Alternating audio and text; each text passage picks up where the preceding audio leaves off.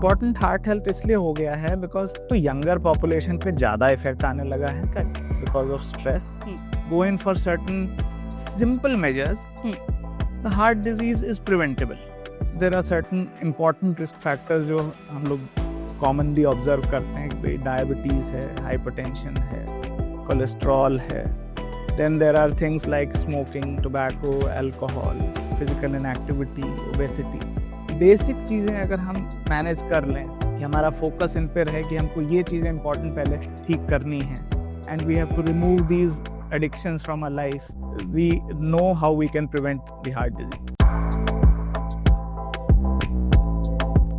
Hi, this is Audrey Kushbu and you're watching me on Amplify with Change, a podcast जहाँ पर हम अपने health और wellness की बातें करने वाले हैं। ना आज का टॉपिक बहुत इंपॉर्टेंट है। Why? Because ये हमारे बुजुर्गों से लेकर के बच्चों में लेकर के और जो यंग प्रोफेशनल्स हैं उनमें भी बहुत ज़्यादा एज अ टैबू की तरह भी देखा जा रहा है एंड थोड़ा सा डर भी जाते हैं वो लोग यार। हार्ट हेल्थ के बारे में हम बात करने वाले हैं। ना कुछ मिथ्स हैं, कुछ ऐसी चीज़ें हैं जिन पर थोड़ा सा लाइमलाइट डालने के लिए हमें एक एक्सपर्ट की बहुत ज़्यादा ज़रूरत है। Joining us is Dr. Piyush Kheraji. He's a consultant cardiologist, ND medicine and DA. So welcome to the show. कैसे हैं आप? बिल्कुल ठीक है, थैंक यू। एंड आज का जो टॉपिक है क्योंकि एज आई सेड कि ये बड़े बुजुर्गों में भी बहुत ज़्यादा कॉमन हो गया है, बच्चों में कॉमन हो गया है, छोटे छोटे एंड यंग प्रोफेशनल्स, क्योंकि कॉर्पोरेट जो मजदूर है उनकी लाइफ में कुछ इतने सारे रिस्क आते हैं कि हार्ट पर सबसे पहला असर जाता है। तो सबसे पहला जो सवाल मेरा वो है आपसे is why do you think that heart health is very important these days? Important heart health इसलिए हो गया है बिकॉज तो यंगर पॉपुलेशन पे ज़्यादा इफेक्ट आने लगा है बिकॉज ऑफ स्ट्रेस लाइफस्टाइल सबकी बहुत हैफेजर्ड हो गई है, बहुत हेक्टिक हो गई है, स्ट्रेस बहुत बढ़ गया है एंड थर्डली प्रिवेंटेबल है if we go in for certain simple measures the heart disease is preventable so it is important कि कोई चीज़ अगर हम प्रिवेंट कर सकते हैं तो rather than कि हम उस पर प्लान अप करें और फिर उसके कॉस्टली ट्रीटमेंट्स करें और फिर एगनी झेलें, अगर हम पहले उसको प्रिवेंट कर लें तो प्रिवेंटिव मेजर्स पे अगर हम फोकस करें तो that is why heart health is become very important nowadays. Correct. And कहीं ना कहीं मुझे ऐसा लगता है सर ये जो प्रिवेंटिव मेजर्स होते हैं हमारी आंखों के सामने होते हैं, कुछ साइंस होते हैं जो हम अगर थोड़ा पहले से ही अपने अंदर डालने लगे और चेंजेस करने लगे तो हम कर सकते हैं। तो ऐसे कोई 3 साइंस जो आपको लगता है कि हमारी आंखों के सामने होता है but again we ignore them, जिसकी वजह से हमारा हार्ट हेल्थ जो है ना प्रॉब्लम क्रिएट करता है, हमारे हार्ट की जो हेल्थ है वो बहुत ज़्यादा डिटोरिएट होती जाती है। जो साइंस इंपॉर्टेंट हैं जो कि हम लोग इग्नोर करते हैं वो यही है कि हम अपने रिस्क फैक्टर्स पे ध्यान नहीं देते हैं। तो for example there are certain important risk factors जो हम लोग कॉमनली ऑब्जर्व करते हैं कि भाई डायबिटीज़ है, हाइपरटेंशन है, कोलेस्ट्रॉल है, then there are things like smoking, tobacco, alcohol, physical inactivity, obesity.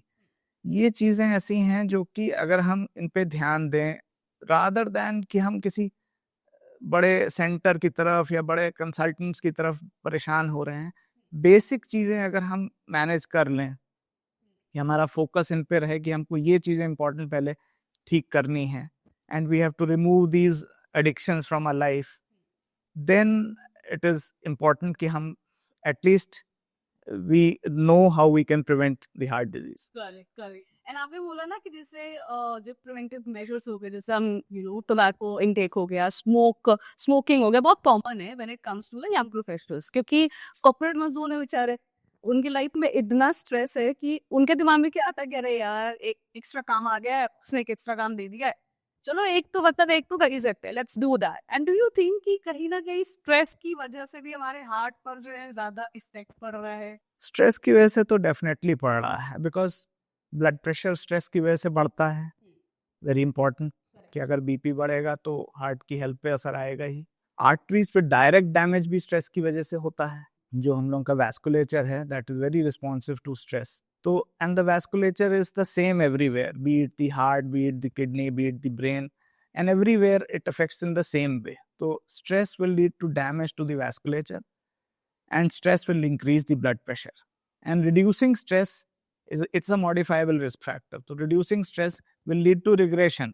तो वो important है कि भाई स्ट्रेस को मैनेज करना एंड दीज थिंग्स कि भाई हम कॉर्पोरेट वर्ल्ड में हमारे पास एक्स्ट्रा काम आ गया, ये काम और ये चीजें तो जिंदगी भर चलती रहेंगी, पर ब्रेक थ्रू ये नहीं है कि हम उसको स्मोक करके, टोबैको लेके, अल्कोहल लेके उसको मॉडिफाई करें। हम अपने काम को ऑर्गेनाइज इस तरीके से करें कि हमको स्ट्रेस कम हो और टाइमली हम फिनिश कर पाए, रादर दैन कि हम ये एडिशनल मेजर्स को डाल के और अपनी हार्ट हेल्थ को खराब। Not just that, sir. I tell you, there are a lot of people कि वो जाते हैं, खुद तो जाएंगे लेकिन अपने साथ 2-3 चंटी वंटी, चलिए आप भी हमारे साथ चलिए, कि हमें कंपनी चाहिए स्मोक करने के लिए, है ना। नाउ कंपनी चाहिए होती है बैठने के लिए भी। अब जैसे फॉर एग्जांपल लॉन्ग आवर्स होते हैं, लाइक 8 आवर्स का शिफ्ट है आपका, 9 आवर्स का शिफ्ट है, 12 आवर्स का भी शिफ्ट होता है, and they like they sitting on their desk full week. You think कि ये भी कहीं ना कहीं it actually leads to. Definitely because जिस तरीके से ये चल रहा है कि फिजिकल इनएक्टिविटी अब बहुत रैम्पेंट हो गई है। Everywhere you have these white collar jobs, आपको चेम्बर्स हैं, आप वहीं बैठे हैं, you have lifts. There is hardly any physical activity being done once you've come out of your home and then you go back to your home in the morning, in the evening. जो long hours बैठने का है वो एक problem है. It has to be tackled by taking short breaks in between, because अगर आप break लेंगे, walk around करेंगे, अपने colleague के पास ही जाएंगे, you will have some relaxation, plus then you will have physical activity also. तो आपने 1 घंटा काम किया, 5-7 मिनट का ब्रेक लिया, आप अपने कॉलीग के पास गए, आपने उसके बात करी, जो भी उसकी प्रॉब्लम्स हैं कुछ शेयर किया, या कोई ऑफिशियल मैटर ही डिस्कस किया, and then you come back rather than emailing him, pinning him and doing it over the phone. Then lifts are a big problem nowadays because you hardly use stairs. Everywhere you have lifts. Vehicle सबके पास है. You move into your vehicle, you drive to your office, take a lift, go to your... So stairs बिल्कुल खत्म हो गए हैं. बाहर space nearly abolish हो गई है. There is a huge traffic. So आप बाहर कुछ कर नहीं रहे हैं. Parks nearly खत्म होते जा रहे हैं. So walking, jogging, simple things, walking to your job, walking to your office, these will increase your physical activity when you don't have any. At least it could be a starting point. Correct. And sir, कभी ऐसा हुआ क्योंकि you treat a lot of people, and so जैसे आपने lifts का जिक्र किया, तो हमारे ऑफिस में भी ना, जैसे मेरा जो ऑफिस है वो 6ठे माले पर है, तो हम लोग क्या करते हैं कि लेट हो रहा है, कुछ भी हो रहा है, तो हमने लिफ्ट लिया and we are on the 6th floor. You see a lot of patients coming to you with their heart problems. And then you see few of the patients जो आपके साथ ही लिफ्ट पर चढ़ करके आपके पास आने वाले हैं हार्ट की बात करने के लिए कि सर मुझे दिक्कत हो रही, तो उस टाइम आपका क्या रिएक्शन रहता है कि मतलब तुम ये प्रॉब्लम मेरे पास लेकर के आ रहे हो, and then you are using the lift only, you not even using the stairs. How do you feel about that? It's like you are going to a gym, taking an escalator. So भाई gym में आप workout ही तो करने जा रहे हैं. Absolutely. और आप एस्केलेटर यूज करके जा रहे हैं, तो ये अपने आप में जैसे कहते हैं ना कि कंट्रोवर्सी है. Right. So this needs to be tackled. Mindset की बात है. It's just a matter of mindset. आपको एक मंजिल सीढ़ी चढ़ने में कोई सांस नहीं फूल जाएगी, बट अगर चूंकि आपके पास अवेलेबल है, easy availability of the lift है, और हो सकता है कि आप लिफ्ट से पहले पहुंच जाएं, बिकॉज वो लिफ्ट कहीं और है. By the time it comes down, you board onto that lift, the door closes, then you go up and then it opens. By that time, you will be able to reach by stairs. But it's just a mindset. क्योंकि आपको लगता है कि भाई आप अरे तो 2 पैर है, वो लिफ्ट से ज्यादा आराम से चढ़ जाएंगे, वो एक अलग चीज है. That's very true. And कहीं ना कहीं मुझे ऐसा लगता है सर कि हार्ट से रिलेटेड कोई भी प्रॉब्लम आती है तो डाइट जो है हमारा बहुत इम्पोर्टेंट होता है. It always comes to the thing कि क्या आप खा रहे हैं. ठीक है, सो ऐसे क्विक डाइट टिप्स जो आप हमारे व्यूअर्स को देना चाहते हो, so that they can literally it's very important for management of risk factors as well as for management of established coronary artery disease. तो the practical tips are कि processed foods को जितना हम avoid कर सकें, जितना भी हम homemade diets पे हों, simple diets पे हों, जो क्लासिकल डाइट्स हम लोगों की दाल रोटी सब्जी चावल, जो बातें हम लोग बचपन से सीखते आए करते आए, वही डाइट को आज भी even the western literature acknowledges that the best, it is the best diet.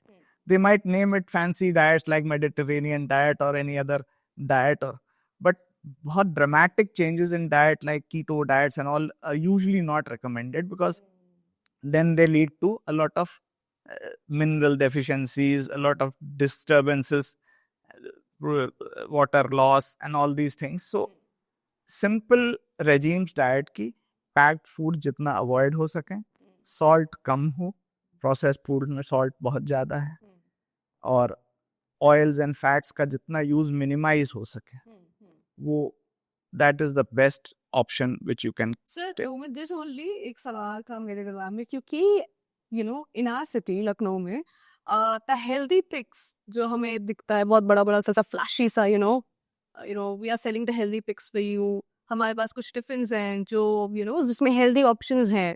Would you recommend all these people कि वो उस चीज पर जाएं, क्योंकि वो घर से बाहर, for example someone is like you know has come to the city, वो अपने घर पर छोड़ करके आया है और वो अपना टाइम भी नहीं मैनेज कर पा रहा है, हेंस वो टिफिन लगवा रहा है ना, वो टिफिन लगवा रहा है लेकिन हेल्थ कॉन्शियस भी है.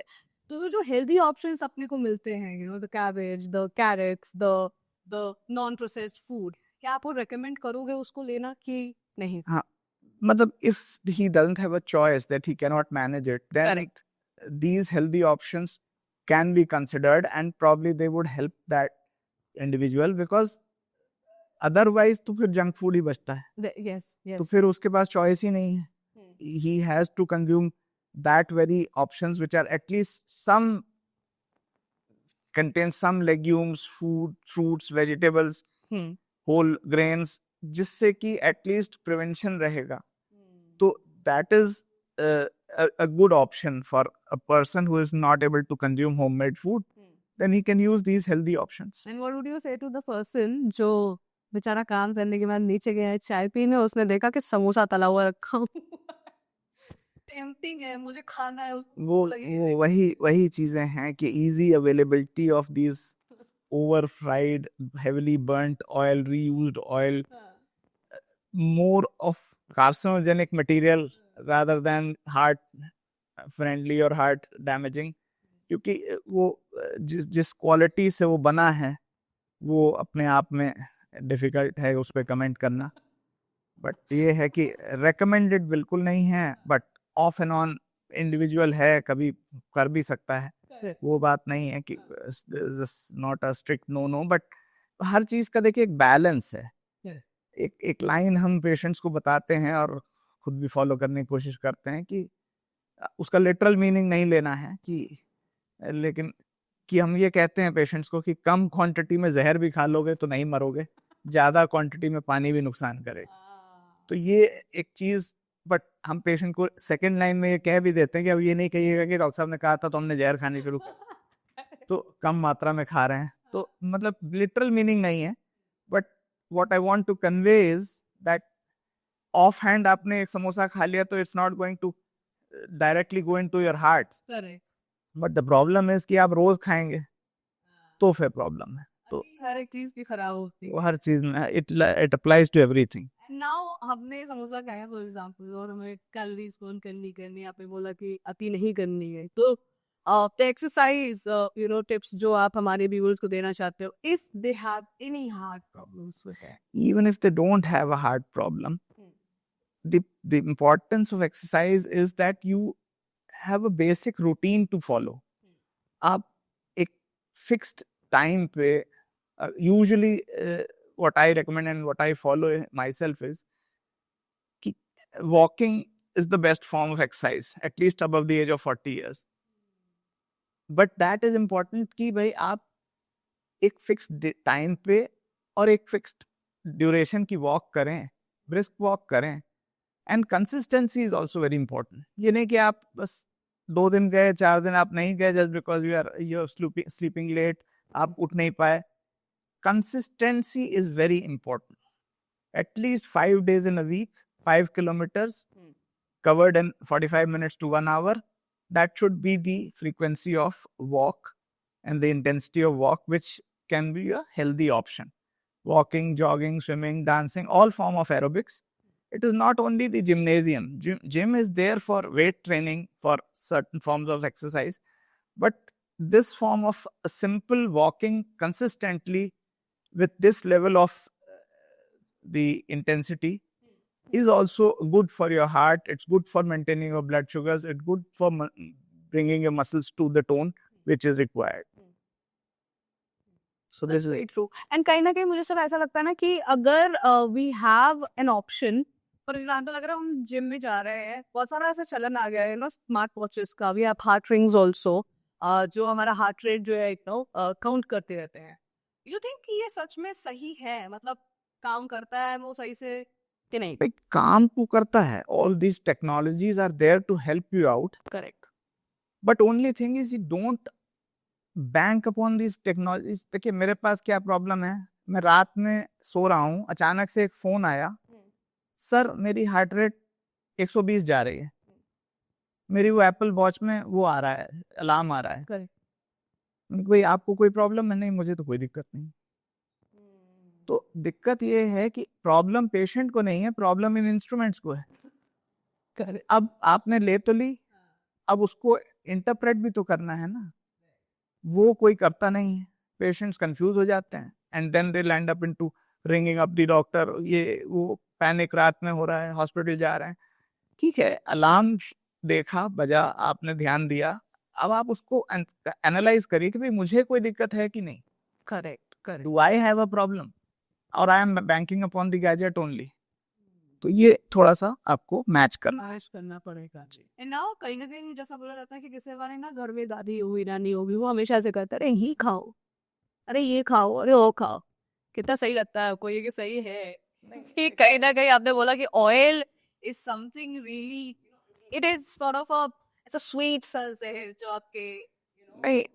वो एक इम्पोर्टेंट चीज ये है कि जैसे अभी पहले भी हमने यही कहा कि हर चीज इन मॉडरेशन. करेक्ट.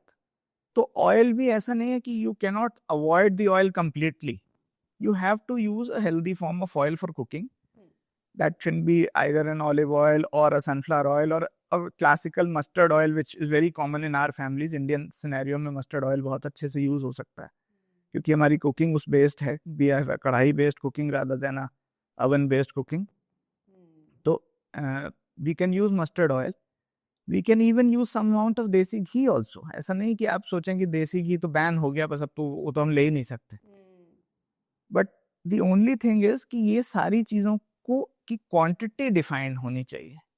अगर आप क्वांटिटी रोज एक्सीड कर रहे हैं, फ्राइड फूड्स रोज खा रहे हैं, heavily burned oil, reused oil use कर रहे हैं, then there is a problem. Otherwise जितना मॉडरेशन में आप यूज करेंगे, ब्लेंड ऑफ ऑयल्स हमारी कंट्री में नहीं मिलता है, but then you can use some form of refined oil in for routine use, and if you want to fry something you can use the mustard oil. तो आप एक average blend बना सकते हैं अपने फूड में and then the quantity can be defined and some form of desi ghee also can be used for flavouring purposes. Correct. Sir आपने बोला कि मतलब क्योंकि हमारा अवन बेस्ड वाला सीन में हम पूरा प्रॉपरली कुक करते हैं. Now there are some things जो एयर फ्राई होती हैं जिसमें लेट्स से कि हमने ऑयल बिल्कुल भी ज्यादा यूज नहीं किया बट अगेन वो फ्राई हुआ. You think that is good for our health or not? Actually a nutritionist will be a better option to tell you that, but my take on this is that if you are going to reheat something Correct. which has already been prepared, then that air fryer is a very good option because you will not going to refry it. Correct. That will give you the same consistency, same crispiness, but then you're not going to refry it in the oil. Yeah. So the air fryer will give you that part. Then there are certain recipes that can be made very good with air fryer, and that can be read over the internet and other aspects, and you can use air fryer in your routine practice. हाँ, routine में तो रहता ही है, घर में है. What is the best thing that अभी तक आपने मतलब ऐसा एयर फ्रायर में कुछ बना करके खाया हो? बना के नहीं खाया कभी वो बनी बनाई चीज को हीट करने में और री कुक करने में. बना के तो फिर मेरी वाइफ बनाएगी, मैं कहाँ बना पाऊँ मैं. That's so cute. अच्छा कहीं ना कहीं आई थिंक कि वो अर्ली टू वो एक फ्रेज है ना इफ यू कैन उसको कंप्लीट कर सकते हैं early to wake and early to sleep ऐसे करके वो early to bed and early to rise makes the man healthy wealthy and wise, तो वो तो बहुत पहले से अंग्रेज बना के गए हैं और वो ठीक भी है, ऐसा नहीं है, बट वो अर्ली टू बेड खत्म होता जा रहा है ना, because people are sleeping late, they are eating their food late, खाना खा के immediately they are going to bed, so that these things are causing problems. आप 11-12 बजे अगर सोएंगे तो सुबह 5 बजे उठने का आपका अपने में इतनी एनर्जी नहीं होगी, क्योंकि you need a 7-8 hours of sleep also, so as to maintain a healthy circadian rhythm. The body needs to heal at the night when you sleep. The hormones need to be regulated at the night. तो बहुत सारे factors ऐसे हैं जो कि आपको, if you don't sleep adequately, then your adrenergic drive tends to increase, your heart rate tends to increase, and these things can lead to a problem related to the heart. So adequate sleep is also an important aspect. That's very true. तो and sleep time should be defined, sleep pattern is defined. ये सारी चीजें भी life में matter करती हैं. Correct. And sir what about those people जो कहते हैं कि हमने रात में तो हम नहीं सोए हैं, चलो ठीक है, हम दिन में नींद ले लेते हैं, तो उनकी सर्कैडियन रिदम ऑल्टर हो जाती है. ये जितने कॉल सेंटर्स हैं, जितने जो इस तरह के जॉब्स हैं जिनमें नाइट शिफ्ट्स होती हैं, करेक्ट, और कॉर्पोरेट वर्ल्ड में ये बहुत कॉमन है, because usually they are linked to companies which are outside the country, and their time zone is different from our time zone, so they will work in their morning hours, correct, and they will expect the staff to work from India from their according to their morning hours.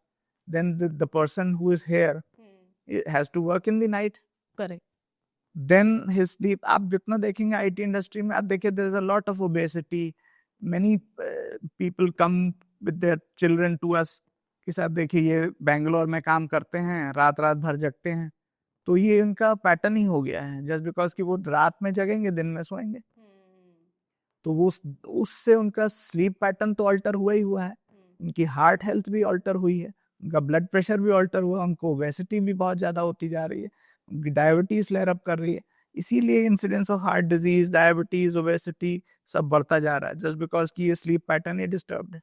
That's true, that's true. So the next question is कि कुछ ऐसे warning science होते हैं जो, ऐसा मैंने starting में भी पूछा था, कुछ ऐसे साइंस होते हैं ना जो हम इग्नोर करते हैं, सो आपके हिसाब से कौन कौन से साइंस है जो हमें बिल्कुल भी इग्नोर नहीं करने चाहिए, because it is related to our heart health. Yes, so जैसे पहले हम ब्रीफली आपको कुछ रिस्क फैक्टर्स के बारे में बता रहे थे, तो उन रिस्क फैक्टर्स से रिलेटेड ही वार्निंग साइंस आते हैं. फॉर एग्जांपल भाई, अगर किसी को पैल्पिटेशंस हो रही हैं, एक्सेसिव स्वेटिंग हो रही है, चेस्ट पेन होता है, उसको एक्सर्शनल ब्रेथलेसनेस होती है, ये सारे साइंस ऐसे हैं जो कि हार्ट डिजीज की तरफ पॉइंट आउट करते हैं, and you need to take care of them, don't ignore them, don't panic, you need to talk to your doctor and see कि भाई ये इससे रिलेशनशिप है कि नहीं. एंड सिमिलरली जैसे पहली बात हो रही थी कि भाई if you have basic things like blood pressure, diabetes, then you tend to इनको मेंटेन करना, इनको मैनेज करना is more important rather than jumping upon heart disease. Correct, correct. If you manage your sugar, you manage your blood pressure, you take care of your cholesterol, then you tend to have a healthy heart, and then you don't have those complications in the near future. Absolutely. And sir, कुछ ऐसे science होते हैं ना जिनकी वजह से लोग बहुत ज़्यादा, ऐसा आपने बोला कि पैनिक हो जाते हैं, and they always go for the worst scenes, कि मुझे हार्ट अटैक के सीन्स हो रहे हैं, मुझे हार्ट अटैक के सिम्टम्स हो रहे हैं. So what do you say on that? What do you want to say on that to those people जो छोटी छोटी चीज़ों में भी इतना बड़ा सोच लेते हैं? तो ये जो बहुत बड़ा सोच लेते हैं, एक तो हाइप मीडिया की भी बहुत हो गई है, तो वो रोज वही day in and day out अगर आप सोशल मीडिया पे, टीवी में ये सब चीजें देखते हैं, you see people collapsing in the gym and then you tend to get panic there. तो ये चीजें, हमने जैसे पहले भी बात हुई कि हर चीज का एक बैलेंस अगर आप रखेंगे तो पैनिक से नहीं काम बनेगा. पैनिक से तो आप you land up into a soup yourself. तो आपको चीजों को एनालाइज करके डॉक्टर के पास जाके डिस्कस आउट करना है, एंड देन इफ ही और शी सजेस्ट कि भाई आपको ये पर्टिकुलर इन्वेस्टिगेशंस के लिए आगे जाना है, तभी आप बढ़ेंगे, rather than going in for a battery of investigations and then landing again into nowhere. That's very true. तो do you think कि young जो हमारे professionals हैं, young people, वो are at a higher chance जिनको हार्ट से related कुछ भी प्रॉब्लम हो सकती है? देखिए, हार्ट डिजीज एजिंग पॉपुलेशन के साथ बढ़ती है. इंसिडेंस इंडियन पॉपुलेशन में is a decade earlier than the western counterparts correct. because of genetic pool as well as nurture related problems. So nature and nurture both are against us. So we have to have heart disease a decade earlier, 10 years earlier. वहां पे अगर किसी को 60 की उम्र में होगा तो हिंदुस्तान में उसको 50 की उम्र में. तो डेकेड अर्लियर तो हम पहले से ही हमको अपने रिस्क फैक्टर्स और सब चीजों से पता है. अब उसको ध्यान में रखते हुए हम अगर रिस्क फैक्टर्स को मैनेज करें तो फिर हम जितना प्रिवेंट कर सकते हैं वो वो कर सकते हैं. अब बट अगेन वही सवाल फिर से घूम फिर करके आ गया दिमाग में कि पहले हमने सोचते थे, हम लोग सुनते भी थे ऐसा था कि उनको अगर हार्ट अटैक आया है तो the age is 80 70. I see a person who's just of 22 21, like अभी recent case था 21 years of age and he actually experienced heart attack. मतलब क्या है इतना भी क्या, अगर वो अच्छी लाइफस्टाइल भी कर रहा है, अपनी चीजें सही भी कर रहा है, सारी चीजें फॉलो कर रहा है, बट अगेन इतना ज्यादा drastic change why do you think ये हो रहा है? उसके वही फैक्टर्स एक्चुअली कई बार तो एनालाइज ही नहीं होता. For example, lipids are one thing which people don't tend to get it checked. कि आपको पता ही नहीं है कि आपके अंदर कोई जेनेटिक प्रॉब्लम है कि नहीं है. अगर आपका बेसिकली एक मार्कर होता है जिसको हम लोग लाइपोप्रोटीन ए कहते हैं, अगर वो जेनेटिकली डिरेंज्ड है, then even if you have some slight elevation of lipids, you are at a higher risk of developing heart disease. तो ये markers once in a lifetime check भी होने चाहिए.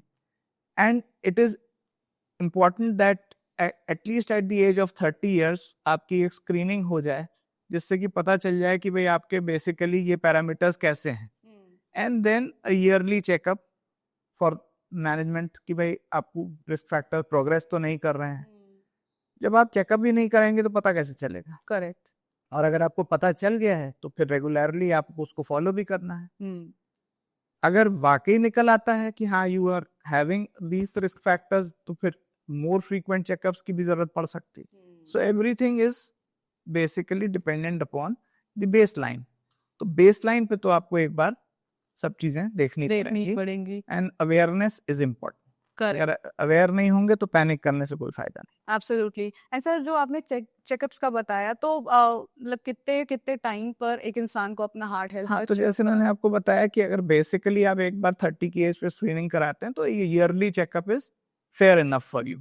And if you have symptoms और if you have these risk factors then more frequent checkups. क्या बात है. तो we are actually now coming to the end of this session and such a beautiful session, no doubt. Karil, आपका एक one golden जो आप tip जो हमारे व्यूअर्स को देना चाहते हो जिससे वो अपना जो हार्ट हेल्थ है उसको हेल्दी रख सकते हैं? गोल्डन टिप में मैं यही कहूंगा कि एक तो simplicity is very important. Complex scenarios, hi fi procedures उस पे बाद में लैंड अप करेंगे. Prevention is better than cure जो सेंटेंस शुरू से बात हो रही थी वो अभी भी वही लागू होता है. Make your life simple.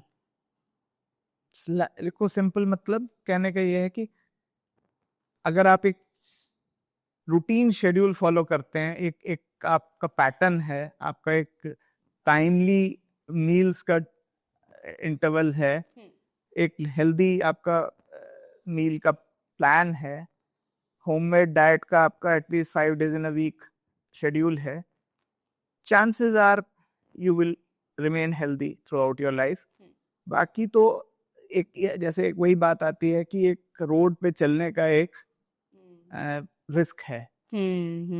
It's always there. But if you have your seat belt, if you have brakes, if you have your eyesight is intact, you are vigilant, your car is okay, there is a 95% chance you'll reach home safely. Correct. 5% risk is always there, which you cannot avoid. Correct. Same is with our heart disease. There is a baseline risk, but then if you manage your risk factors, if you manage your life properly, then this baseline risk will remain in the 5% category. 95% of the time you'll be safe. That's true. That's very true. Thank you so much sir. Thank you.